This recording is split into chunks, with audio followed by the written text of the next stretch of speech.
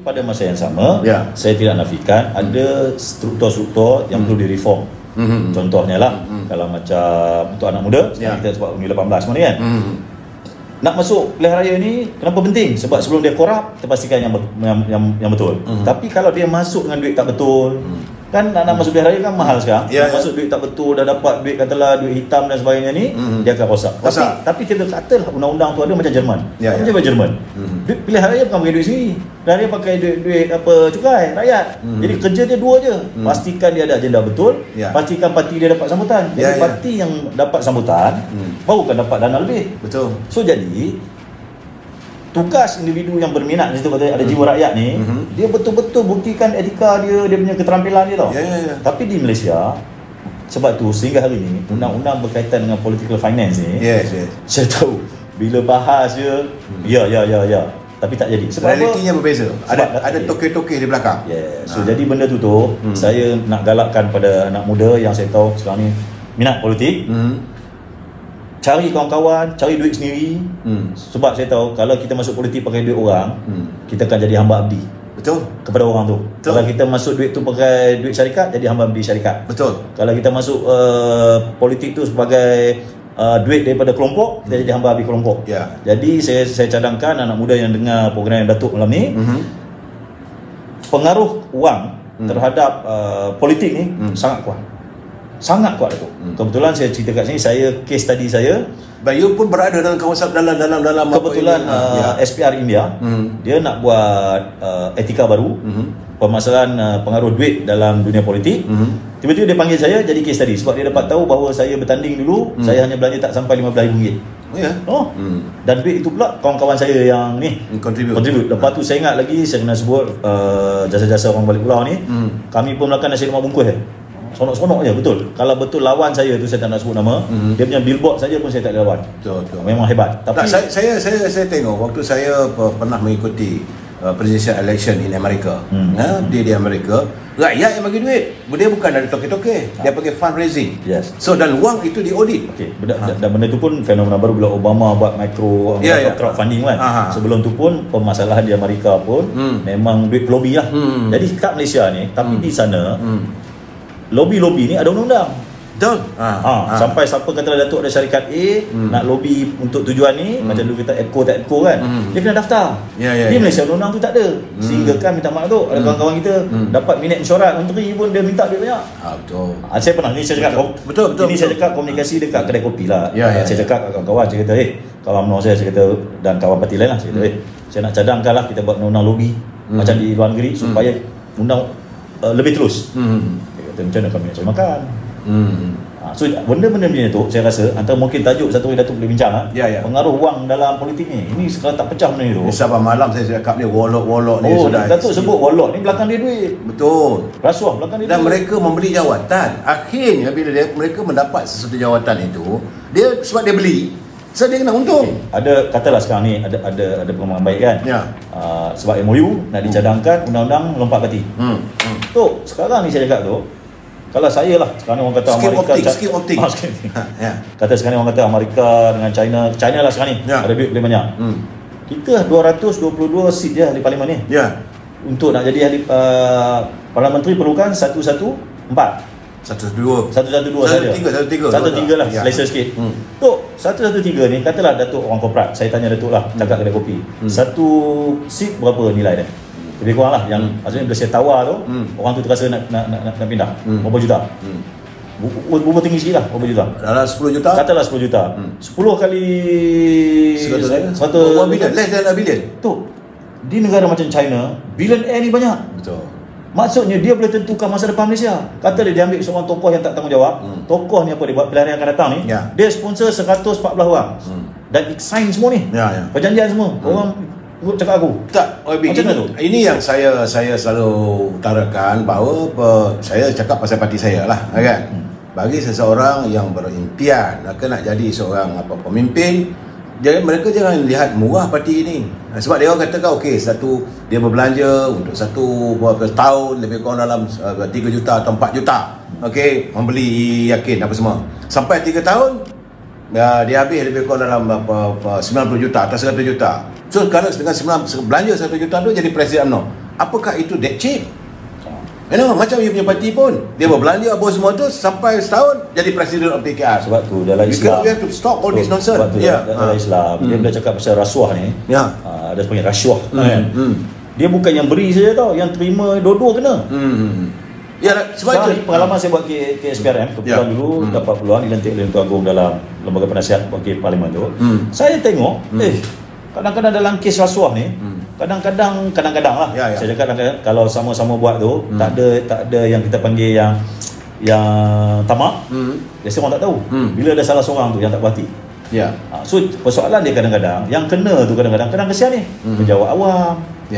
Yang tokai-tokai kat luar ni kadang-kadang tak kena ke tidak. Dan sekarang pula lagi bercelaru tu. Kalau tengok tiba-tiba kes rasuah masa tiba-tiba sekarang ni tarik balik.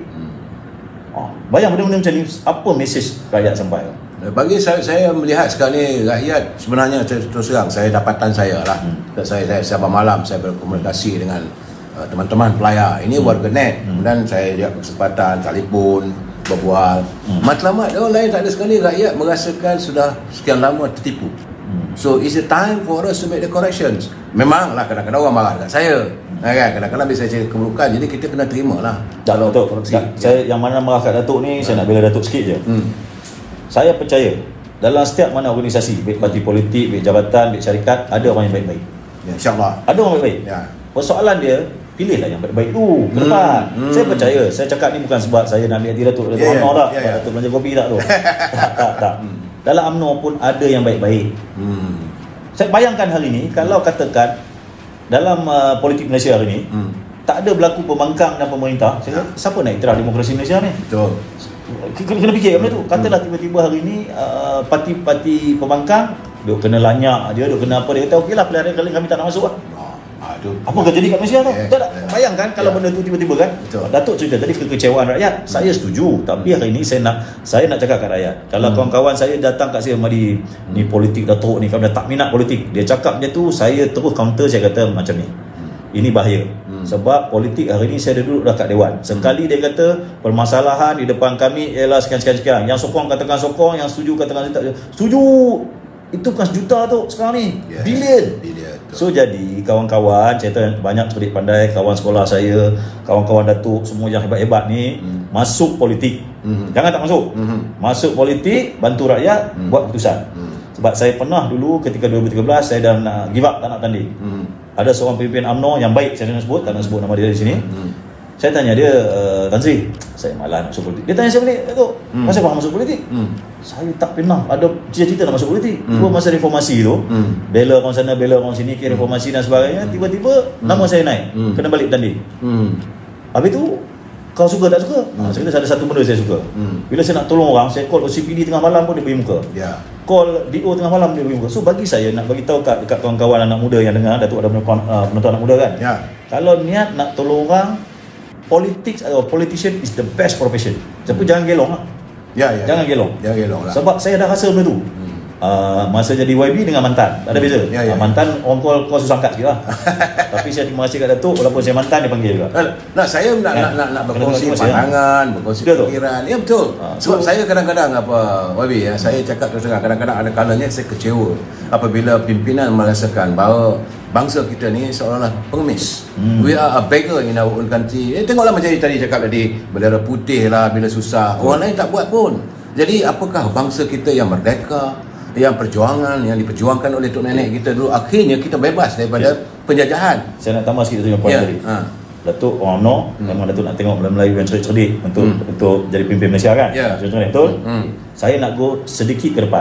Bayangkan itu, bakat terbaik Melayu, bakat terbaik Cina, bakat terbaik India, bakat terbaik Ibang Kadazan memimpin Malaysia. Tu dia punya tenaga yang baru yang akan timbul tu, modal dunia tu tak ada tempat lain. Betul. Kalau dekat negara Arab ya. Kalau kat Indonesia pun 100% pun ni. Bayangkan, tapi itulah yang saya kata tadi tu. Bayangkan pemimpin yang ada hari ni, kerja dia boleh tahu. Bagi peluang bakat-bakat baru yang hebat-hebat ni duduk depan tu.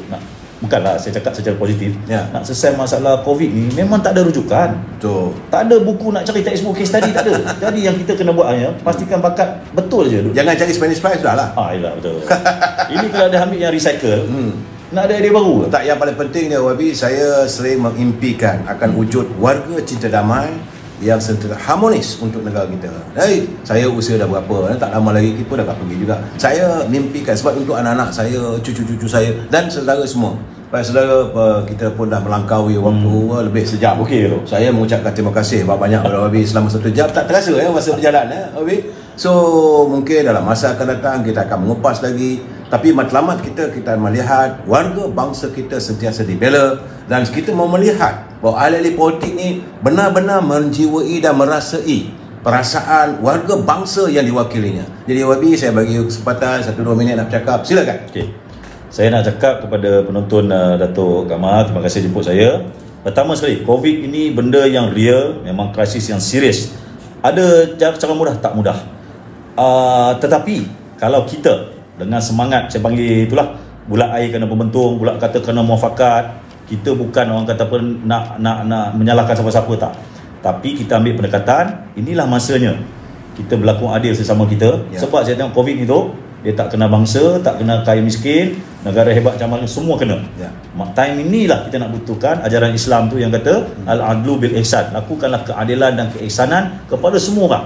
Jadi saya cadangkan penonton Datuk, bagi semangat kepada kawan-kawan. Pertama, pastikan yang cernih-cernih ni datang jadi pemimpin akan datang. Pastikan mereka-mereka yang akan jaga kepentingan rakyat Malaysia ni yang betul-betul. Jadi Datuk, terima kasih Datuk pokoknya yang baik. Saya pada malam ni orang kata apa, bersati Datuk. Ucapkan terima kasih Datuk. Jadi kita mengharapkan agar saudara semua, dan akhirnya sebelum penutup saya ni, saya minta supaya menteri di Jabatan Perdana Menteri, sahabat saya Datuk Idris ni, fikirkanlah kenapa dilangkaui boleh naik kapal terbang sampai beribu orang, sedangkan nak semayang di masjid tak boleh, cuma 3-4 ratus. Satu gitu, sampah rakyat ni kalau dah pergi enjoy dekat mana tempat janganlah, bukan Langkawi, baru ni dia tunjuk gambar yang dekat air terjun mana tu. Tiba-tiba sampah bersepah. Itu dekat ini dekat Hulu Yang. Janganlah. Baik saudara, kita jumpa lagi malam besok. Wabillahi taufiq wal hidayah. Assalamualaikum warahmatullahi taala wabarakatuh. Selamat malam.